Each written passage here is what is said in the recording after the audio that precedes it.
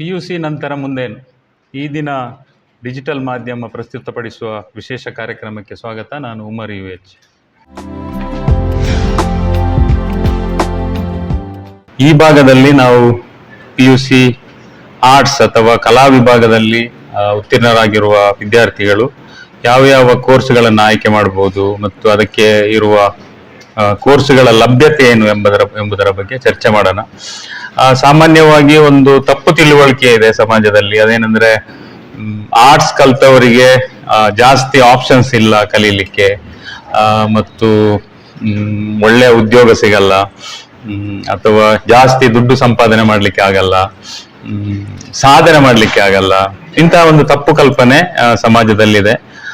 Statistics ಅಥವಾ ಅಂಕಿಅಂಶ ಏನ್ ಹೇಳುತ್ತೆ ಅಂತ ಹೇಳಿದ್ರೆ, ನಿಮ್ಗೆಲ್ರಿಗೂ ಗೊತ್ತಿರುವುದೇ, ನಮ್ಮ ಸಮಾಜದಲ್ಲಿ ಜಾಸ್ತಿ ಜನ ಇರೋದು ಆರ್ಟ್ಸ್ ಕಲ್ತವರೇ. ಮತ್ತು ಯಾರೆಲ್ಲ ಸಾಧಕರಿದ್ದಾರೆ ಅವರಲ್ಲೂ ಕೂಡ ಮೆಜಾರಿಟಿ ಸಾಧಕರು ಆರ್ಟ್ಸ್ ಕಲ್ತವರು, ಅವರು ಸೈನ್ಸ್ ಕಾಮರ್ಸ್ ಕಲ್ತವರಲ್ಲ. ಸೊ ಈ ತಪ್ಪು ಕಲ್ಪನೆಯಿಂದ ದಯವಿಟ್ಟು ದೂರ ಬನ್ನಿ, ಆರ್ಟ್ಸ್ ಕಲ್ತಿರುವವರು ಮತ್ತು ಇನ್ನು ಆರ್ಟ್ಸ್ ಕಲಿಯುವವರು ಕೂಡ. ಸೊ ನನ್ನ ವಾದ ಏನು ಅಂತ ಹೇಳಿದ್ರೆ, SSLC ಯಲ್ಲಿ ಮೊದಲ ರ್ಯಾಂಕ್ ಪಡೆದ ವಿದ್ಯಾರ್ಥಿ ಕೂಡ ಆರ್ಟ್ಸ್ ಕಲಿಬಹುದು PUC ಯಲ್ಲಿ. ಆತ ಅಥವಾ ಆಕೆ ಅವರ ಕರಿಯರ್ ಪ್ಲಾನಿಂಗ್ ನಂತೆ ಕೋರ್ಸ್ ಸೆಲೆಕ್ಟ್ ಮಾಡಬೇಕೇ ವಿನಃ ಮಾರ್ಕ್ಸ್ ನ ಆಧಾರದಲ್ಲಿ ಅಲ್ಲ ಅಂತ. ಸೊ ರ್ಯಾಂಕ್ ಪಡೆದಿರುವ ವಿದ್ಯಾರ್ಥಿಗಳು ಮತ್ತು ಡಿಸ್ಟಿಂಕ್ಷನ್ ಅಲ್ಲಿ ಪಾಸ್ ಆದಂತ ವಿದ್ಯಾರ್ಥಿಗಳು ಕೂಡ ಆರ್ಟ್ಸ್ ತಗೋಬಹುದು. ಅಂದ್ರೆ ಆರ್ಟ್ಸ್ ಅಲ್ಲಿ ಅಂತ ಇದ್ದಾವೆ, ಕಲೀಲಿಕ್ಕೆ ಬೇಕಾದಷ್ಟು ಅವಕಾಶಗಳಿದ್ದಾವೆ. ಉದಾಹರಣೆಗೆ ಹೇಳುದಿದ್ರೆ, ಜರ್ನಲಿಸಂ ಮತ್ತು ಮಾಸ್ ಕಮ್ಯುನಿಕೇಶನ್ ಮಾಡ್ಬೋದು. ಇದು ಆರ್ಟ್ಸ್ ಅವರು ಮಾಡ್ಬೋದು, ಕಾಮರ್ಸ್ ಅವರು ಮಾಡ್ಬೋದು, ಸೈನ್ಸ್ ಅವರು ಮಾಡ್ಬೋದು. ಇದೊಂದು ದೊಡ್ಡ ಸಮುದ್ರ ತರ ಇರುವಂತ ಒಂದು ಕ್ಷೇತ್ರ.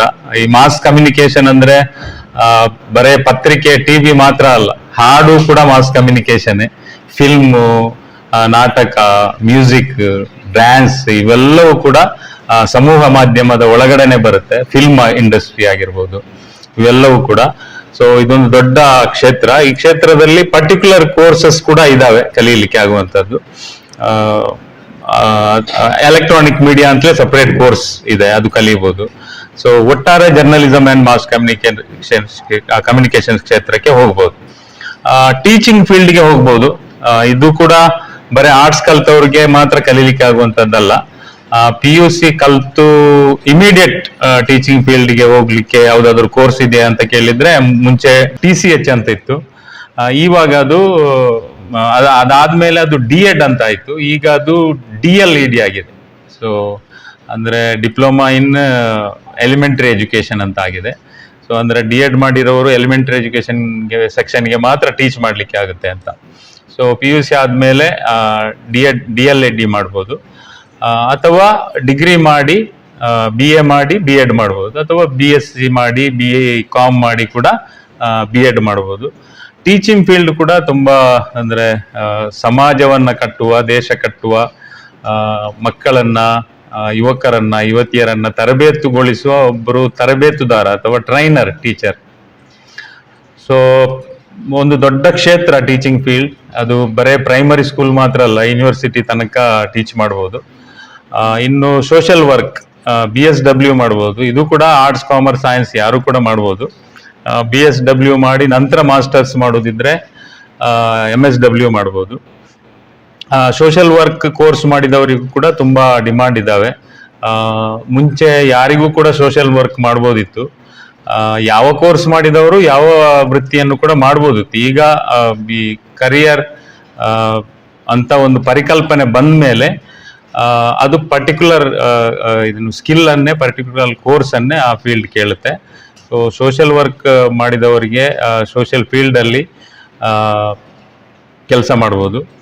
ಲಾ ಮಾಡ್ಬೋದು ಆರ್ಟ್ಸ್ ಮಾಡಿರುವವರು, BA LLB ಮಾಡ್ಬೋದು. ಇದು ಕೂಡ ಕಾಮರ್ಸ್, ಆರ್ಟ್ಸ್ ಮಾಡಿದವರಿಗೂ ಮಾಡ್ಲಿಕ್ಕೆ ಆಗುತ್ತೆ. ಸೊ ಲಾ ಮಾಡ್ಲಿಕ್ಕಿರುವವರು ನ್ಯಾಷನಲ್ ಲಾ ಸ್ಕೂಲ್ಸ್ ಅಲ್ಲಿ ಲಾ ಮಾಡಬೇಕು ಅಂತಾದ್ರೆ ಕ್ಲಾಟ್ ಎಕ್ಸಾಮ್ ಬರೀಬೇಕು. ಸೊ ಆ ಎಕ್ಸಾಮ್ ನಿನ್ನೆ ಮುಗ್ದಿದೆ. ಇನ್ನು ಬರುವ ವರ್ಷ ಅಂದ್ರೆ ನಿಮ್ಗೆ ನ್ಯಾಷನಲ್ ಲಾ ಸ್ಕೂಲಲ್ಲಿ ಅಡ್ಮಿಷನ್ ಬೇಕು ಅಂತಿದ್ರೆ ಬರುವ ವರ್ಷ ಬರೀಬಹುದು ಕ್ಲಾಟ್ ಎಕ್ಸಾಮ್. ಕಮರ್ಷಿಯಲ್ ಏವಿಯೇಷನ್ ಅಲ್ಲಿ ಬೇಕಾದಷ್ಟು ಕೋರ್ಸ್ಗಳಿದ್ದಾವೆ. ಇಲ್ಲಿ ಕೂಡ ಆರ್ಟ್ಸ್ ಮಾಡಿದವರಿಗೆ ಬೇಕಾದಷ್ಟು ಅವಕಾಶಗಳಿದ್ದಾವೆ. ಅಲ್ಲಿ ಕೂಡ ಬೇರೆ ಬೇರೆ ಕೋರ್ಸ್ಗಳನ್ನು, ಕಮರ್ಷಿಯಲ್ ಏವಿಯೇಷನ್ ವಿಭಾಗದಲ್ಲಿರುವ ಕೋರ್ಸ್ಗಳನ್ನು ಮಾಡ್ಬೋದು. ಶಿಪ್ಪಿಂಗ್ ಇಂಡಸ್ಟ್ರಿ ಇದು ಕೂಡ ಬಹಳ ದೊಡ್ಡ ಒಂದು ಇಂಡಸ್ಟ್ರಿ. ನಮ್ಮಲ್ಲಿ ಜಾಸ್ತಿ ಜನರಿಗೆ ಗೊತ್ತಿರಲ್ಲ. ನಮ್ಮ ದೇಶಕ್ಕೆ, ಭಾರತಕ್ಕೆ ಬರುವಂತ ಆಮದು ಮತ್ತು ರಫ್ತು ಇದರ 90% ಶಿಪ್ ಮೂಲಕನೇ ನಡೆಯುತ್ತೆ. ಉಳಿದ 10% ಮಾತ್ರ ಏರ್ ಕಾರ್ಗೋ ಅಥವಾ ರೋಡಲ್ಲಿ ಬರುತ್ತೆ. 90% ಶಿಪ್ಪಿಂಗ್ ಅಲ್ಲೇ ಬರುತ್ತೆ. ಸೊ ಒಂದು ದೊಡ್ಡ ಇಂಡಸ್ಟ್ರಿ ಶಿಪ್ಪಿಂಗ್ ಇಂಡಸ್ಟ್ರಿ. ಅಲ್ಲಿ ಕೂಡ ಬದುಕನ್ನ ಕಟ್ಕೊಳ್ಳುವಂತ ಕರಿಯರ್ ಪ್ಲಾನಿಂಗ್ ಮಾಡ್ಬೋದು. ಇದು ಆರ್ಟ್ಸ್ ಕಲ್ತವರು ಮಾಡ್ಬೋದು, ಕಾಮರ್ಸ್ ಸೈನ್ಸ್ ಕಲ್ತವರು ಮಾಡ್ಬೋದು. Home science and food technology ಇದು ಕೂಡ ಆರ್ಟ್ಸ್ ಕಲ್ತವ್ರು ಮಾಡ್ಬೋದು. ಸೈಕಾಲಜಿ ಮಾಡ್ಬೋದು, ಕ್ರಿಮಿನಾಲಜಿ ಕಲಿಬೋದು. ಕೆಲವು ಕಾಲೇಜುಗಳಲ್ಲಿ ಸೈಕಾಲಜಿ, ಕ್ರಿಮಿನಾಲಜಿ ಅಥವಾ ಕ್ರಿಮಿನಾಲಜಿ ಮತ್ತು ರೂರಲ್ ಡೆವಲಪ್ಮೆಂಟ್ ಹೀಗೆ ಬೇಕಾದಷ್ಟು ಕಾಂಬಿನೇಷನ್ಗಳಿರ್ತವೆ. ಯಾವುದಾದ್ರೂ ಒಂದು ಪರ್ಟಿಕ್ಯುಲರ್ ಲ್ಯಾಂಗ್ವೇಜ್ ಅನ್ನ ನೀವು ಮೇಜರ್ ಆಗಿ ತಗೋಬಹುದು. ಇಂಗ್ಲಿಷ್ ಮೇಜರ್ ತಗೊಂಡು ಸೈಕಾಲಜಿ ಅಥವಾ ಇಂಗ್ಲಿಷ್ ಮೇಜರ್ ತಗೊಂಡು ಕ್ರಿಮಿನಾಲಜಿ ಹೀಗೆಲ್ಲ ಕಲೀಲಿಕ್ಕೆ ಅವಕಾಶ ಇರುತ್ತೆ. ಇಂಡಸ್ಟ್ರಿಯಲ್ ಡಿಸೈನ್ ಮಾಡುವುದು, ಎನಿಮೇಷನ್, ಸೊ ಬೇಕಾದಷ್ಟು ವೃತ್ತಿ ಅವಕಾಶಗಳಿರುವಂತಹ ಒಂದು ಕೋರ್ಸ್ ಇದು. ಮಲ್ಟಿಮೀಡಿಯಾ ಕಲಿಬಹುದು, ಫೈನ್ ಆರ್ಟ್ಸ್, ಎಲೈಡ್ ಆರ್ಟ್ಸ್ ಕಲಿಬಹುದು. ನೀವು ಕಾರ್ಟೂನಿಸ್ಟ್ ಆಗಬೇಕು ಅಂತಿದ್ರೆ ಕಾರ್ಟೂನಿಸ್ಟ್ ಆಗ್ಬೋದು, ಅಥವಾ ಫೋಟೋಗ್ರಾಫರ್, ಫಿಲ್ಮ್ ಮೇಕರ್ ಆಗಬೇಕು ಅಂತ ನಿಮ್ಗಿದ್ರೆ ಅದಕ್ಕೆ ಪೂರಕವಾದ ಕೋರ್ಸ್ಗಳನ್ನು ಕಲಿಬಹುದು. ನೀವು ಮಾಸ್ ಕಮ್ಯುನಿಕೇಶನ್ ವಿಭಾಗದ ಆಕ್ಟರ್, ಡ್ಯಾನ್ಸರ್ ಅಥವಾ ಮ್ಯೂಸಿಷಿಯನ್ ಆಗಬೇಕು ಅಂತಾದ್ರೆ ಅದಕ್ಕೆ ಪೂರಕವಾದ ಕೋರ್ಸ್ಗಳನ್ನು ಕಲಿಬಹುದು.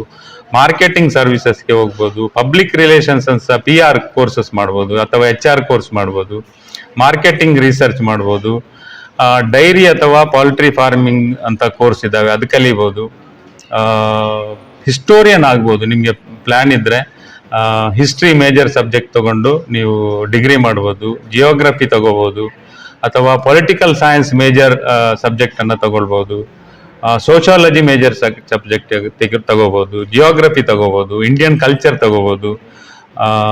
ಅಥವಾ ನಿಮಗೆ ಲ್ಯಾಂಗ್ವೇಜ್ ಮೇಜರ್ ಸಬ್ಜೆಕ್ಟ್ ಆಗಬೇಕು ಮುಂದಿನ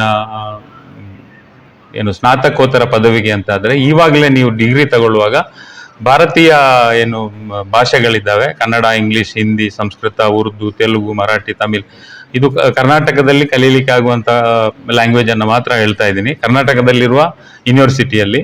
ಸೊ ಈ ಭಾಷೆಗಳನ್ನ ನೀವು ಮೇಜರ್ ಲ್ಯಾಂಗ್ವೇಜ್ ಆಗಿ ತಗೋಬಹುದು ಡಿಗ್ರಿಯಲ್ಲಿ. ಅಥವಾ ಫಾರಿನ್ ಲ್ಯಾಂಗ್ವೇಜ್ ಅನ್ನು ಕೂಡ ಕಲಿಯಬಹುದು. ಇಲ್ಲಿ French, Persian, Arabic, German, Russian ಮತ್ತು ಸ್ಪ್ಯಾನಿಷ್ ಇಷ್ಟು ಲ್ಯಾಂಗ್ವೇಜ್ ಅನ್ನ ಕಲೀಲಿಕ್ಕೆ ಅವಕಾಶ ಇದೆ. ಇದರಲ್ಲಿ ಯಾವುದಾದ್ರೂ ಒಂದು ಲ್ಯಾಂಗ್ವೇಜ್ ಅನ್ನ ಮೇನ್ ಸಬ್ಜೆಕ್ಟ್ ಆಗಿ ತಗೋಬಹುದು. ಇದರ ಜೊತೆಗೆ PUC ಆರ್ಟ್ಸ್ ಕಲ್ತಿರುವವರು ಡಿಪ್ಲೊಮಾ ಇಂಜಿನಿಯರಿಂಗ್ ಮಾಡ್ಬೋದು, ITI ಮಾಡ್ಬೋದು, ಪ್ಯಾರಾಮೆಡಿಕಲ್ ಡಿಪ್ಲೊಮಾ ಮಾಡ್ಬೋದು, ಟೂಲ್ ಅಂಡ್ ಡೈ ಮೇಕಿಂಗ್ ಮಾಡ್ಬೋದು, ಪ್ಲಾಸ್ಟಿಕ್ ಟೆಕ್ನಾಲಜಿಯಲ್ಲಿರುವ ಕೋರ್ಸ್ಗಳನ್ನು ಕಲಿಬಹುದು, ಅಥವಾ ಲೆದರ್ ಫುಟ್ವೇರ್ ಟೆಕ್ನಾಲಜಿಯಲ್ಲಿರುವ ಡಿಪ್ಲೊಮಾ ಅಥವಾ ಶಾರ್ಟ್ ಟರ್ಮ್ ಕೋರ್ಸ್ ಮಾಡ್ಬೋದು. ಇಂಟೀರಿಯರ್ ಡಿಸೈನಿಂಗ್ ಅಲ್ಲಿ BSc ಇಂಟೀರಿಯರ್ ಡಿಸೈನಿಂಗ್ ಮಾಡ್ಬೋದು. ಫ್ಯಾಷನ್ ಡಿಸೈನಿಂಗ್ ಅಥವಾ ಫ್ಯಾಷನ್ ಟೆಕ್ನಾಲಜಿಯಲ್ಲಿ BSc fashion technology PUC arts ಕಲ್ತವ್ರು ಮಾಡ್ಬೋದು. ಹೋಟೆಲ್ ಆ್ಯಂಡ್ ಹಾಸ್ಪಿಟಾಲಿಟಿ ಮ್ಯಾನೇಜ್ಮೆಂಟ್ ಅಲ್ಲಿ ಡಿಗ್ರಿ ಮಾಡ್ಬೋದು. Fire and safety degree course ಮಾಡ್ಬೋದು. ಅಥವಾ ಕಂಪ್ಯೂಟರ್ ಕೋರ್ಸಸ್ ಅನ್ನ ಯಾವುದಾದ್ರೂ ಕೋರ್ಸಸ್ ಅನ್ನ ಆಯ್ಕೆ ಮಾಡಿ ನಿಮ್ಮ ಆಸಕ್ತಿ ಮತ್ತು ಸಾಮರ್ಥ್ಯಕ್ಕೆ ಅನುಗುಣವಾಗಿ ಅದು ಕಲಿಯಬಹುದು. ಅಥವಾ ಕರ್ನಾಟಕ ರಾಜ್ಯದ ಹೆಚ್ಚಿನ ಎಲ್ಲ ಜಿಲ್ಲೆಗಳಲ್ಲಿರುವ ಪಾಲಿಟೆಕ್ನಿಕ್, ಗೌರ್ಮೆಂಟ್ ಪಾಲಿಟೆಕ್ನಿಕ್ಸ್ ಅಲ್ಲಿರುವ CCTK ಅಥವಾ centre for continuing technical education Karnataka, ಈ ಡಿಪಾರ್ಟ್ಮೆಂಟ್ ಅಲ್ಲಿರುವ ಕಂಪ್ಯೂಟರ್ ಕೋರ್ಸ್ ಆಗಿರ್ಬೋದು, ಟೆಕ್ನಿಕಲ್ ಕೋರ್ಸ್ ಆಗಿರ್ಬೋದು, ಅಥವಾ ಬೇರೆ ಕೋರ್ಸ್ಗಳು, ಜಾಬ್ ಓರಿಯೆಂಟೆಡ್ ಕೋರ್ಸ್ಗಳಾಗ್ಬೋದು, ನಿಮ್ಮ ಆಸಕ್ತಿಯ ಪ್ರಕಾರ ಅಂತ ಕೋರ್ಸ್ಗಳನ್ನು ಆಯ್ಕೆ ಮಾಡಿ ಕಲಿಯಬಹುದು. ಸೊ ಇದು PUC ಆರ್ಟ್ಸ್ಗೆ ಕಲೀಲಿಕ್ಕೆ ಆಗುವಂತ ಕೆಲವು ಕೋರ್ಸ್ಗಳು ಮಾತ್ರ. ಎಲ್ಲ ಕೋರ್ಸ್ಗಳನ್ನ ಇಲ್ಲಿ ವಿವರಿಸಲಿಕ್ಕೆ ಸಮಯಾವಕಾಶ ಇಲ್ಲ. ನೀವು ಗೂಗಲ್ ಅಲ್ಲಿ ಸರ್ಚ್ ಮಾಡಿ, ಯೂಟ್ಯೂಬ್ ಅಲ್ಲಿ ಸರ್ಚ್ ಮಾಡಿ, after PUC arts what next ಅಂತ ಸರ್ಚ್ ಬಟನ್ಗೆ ಕ್ಲಿಕ್ ಮಾಡಿದರೆ ಬೇಕಾದಷ್ಟು ವೆಬ್ಸೈಟ್ಗಳು, ಚಾರ್ಟ್ಗಳು, ಅದೇ ರೀತಿ ಯೂಟ್ಯೂಬಲ್ಲಿ ವಿಡಿಯೋಗಳು ನಿಮಗೆ ಕಾಣಸಿಗುತ್ತೆ.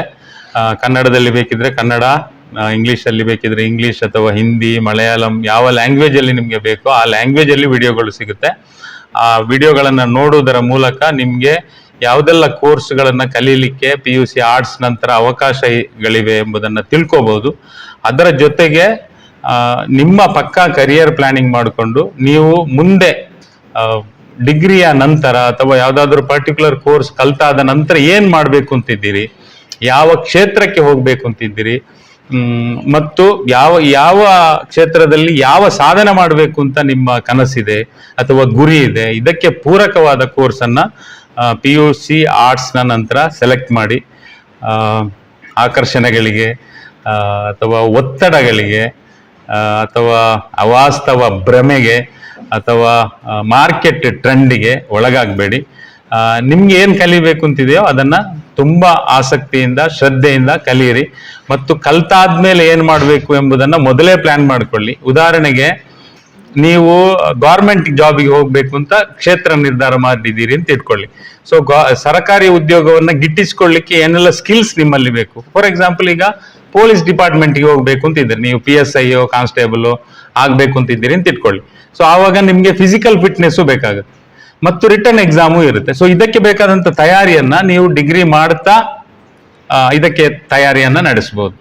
ಅಥವಾ ನಿಮ್ಗೆ ಸೆಲ್ಫ್ ಎಂಪ್ಲಾಯ್ಮೆಂಟ್ ಮಾಡಬೇಕು ಅಂತ ಇದೆ ಡಿಗ್ರಿ ಆದ್ಮೇಲೆ ಅಂತ ಇದ್ರೆ, ಯಾವ ರೀತಿಯ ಸ್ವಉದ್ಯೋಗವನ್ನ ಮಾಡಬೇಕು ಎಂಬ ಪ್ಲಾನ್ ಮಾಡಿಕೊಂಡು ಇದಕ್ಕೆ ಸರ್ಕಾರದ ಬೇರೆ ಬೇರೆ ಸಂಸ್ಥೆಗಳಿಂದ ಅಥವಾ NGOಗಳಿಂದ ತರಬೇತಿಯ ಕಾರ್ಯಕ್ರಮಗಳಿರುತ್ತೆ. ಇದರ ಹುಡುಕಾಟ ಶುರು ಮಾಡಿ ನೀವು ಡಿಗ್ರಿ ಕಂಪ್ಲೀಟ್ ಆದ ಕೂಡಲೇ ನಿಮ್ಮ ಸ್ವಉದ್ಯೋಗವನ್ನ ಆರಂಭಿಸುವ ಎಲ್ಲ ತಯಾರಿಯನ್ನ ನಡೆಸಲಿಕ್ಕಾಗುತ್ತೆ. ಕಲ್ತಾದ್ಮೇಲೆ ನೋಡೋಣ ಅಂತ ಇವಾಗ ಕಲಿಯೋಣ ಅಂತ ಇದ್ರೆ ಕಲ್ತಾದ್ಮೇಲೆ ಪಶ್ಚಾತ್ತಾಪ ಪಡಬೇಕಾಗುತ್ತೆ ಮತ್ತು ನಿರುದ್ಯೋಗದ ಸಮಸ್ಯೆ ಉಂಟಾಗುತ್ತೆ. ಉದ್ಯೋಗವನ್ನ ಹರಿಸೋದಕ್ಕಿಂತ ಅಥವಾ ನಾನು ಲೈಫ್ ಲಾಂಗ್ ಎಲ್ಲಾದ್ರೂ ಉದ್ಯೋಗ ಮಾಡ್ತಾನೆ ಇರಬೇಕು ಎಂಬ ಕನಸನ್ನ ಹೊರುವುದಕ್ಕಿಂತ ನಾನೊಂದು 100 ಮಂದಿಗೆ 1000 ಮಂದಿಗೆ ಉದ್ಯೋಗ ಕೊಡುವವಳಾಗ್ಬೇಕು ಎಂಬ ಒಂದು ಗುರಿಯನ್ನ ಇಟ್ಕೊಂಡ್ರೆ ಖಂಡಿತ ಈ ಗುರಿಯನ್ನ ತಲುಪಲಿಕ್ಕೆ ಸಾಧ್ಯ ಆಗುತ್ತೆ. ಖಂಡಿತ ನೀವು ಸಹೋದ್ಯೋಗಿಗಳಾಗ್ತೀರಿ ಮತ್ತು ಅಷ್ಟು ಮಂದಿಗೆ 1000 ಮಂದಿಗೋ 10,000 ಮಂದಿಗೋ ಉದ್ಯೋಗವನ್ನ ಕೊಡುವ ಒಂದು ದೊಡ್ಡ ಸಂಸ್ಥೆಯನ್ನ ಹುಟ್ಟು ಹಾಕ್ಲಿಕ್ಕೆ ನಿಮ್ಗೆ ಸಾಧ್ಯ ಆಗುತ್ತೆ. ಸೊ ಈ ರೀತಿಯ ಯೋಚನೆ ಬೆಳೆಯಲಿ. ನೀವು ಗೋಲ್ ಇಟ್ಕೊಳ್ಳುವಾಗ, ಗುರಿ ಇಟ್ಕೊಳ್ಳುವಾಗ ಅದು ಎತ್ತರದ ಗುರಿಯನ್ನ ಇಟ್ಕೊಳ್ಳಿ. ಚಿಕ್ಕ ಚಿಕ್ಕ ಕನಸುಗಳನ್ನ ಕಾಡಬೇಡಿ. ದೊಡ್ಡ ಕನಸು ಕಾಣ್ಲಿಕ್ಕೆ ಏನು ದುಡ್ಡು ಖರ್ಚಿಲ್ಲ. ಸೊ ದೊಡ್ಡ ಎತ್ತರದ ಗುರಿ ಇಟ್ಕೊಳ್ಳಿ, ದೊಡ್ಡ ಕನಸುಗಳನ್ನ ಕಾಣಿ, ಬದುಕಲ್ಲಿ ಸಾಧನೆ ಮಾಡಿ, ಖುಷಿಯಾಗಿರಿ. ಎಲ್ರಿಗೂ ಧನ್ಯವಾದಗಳು.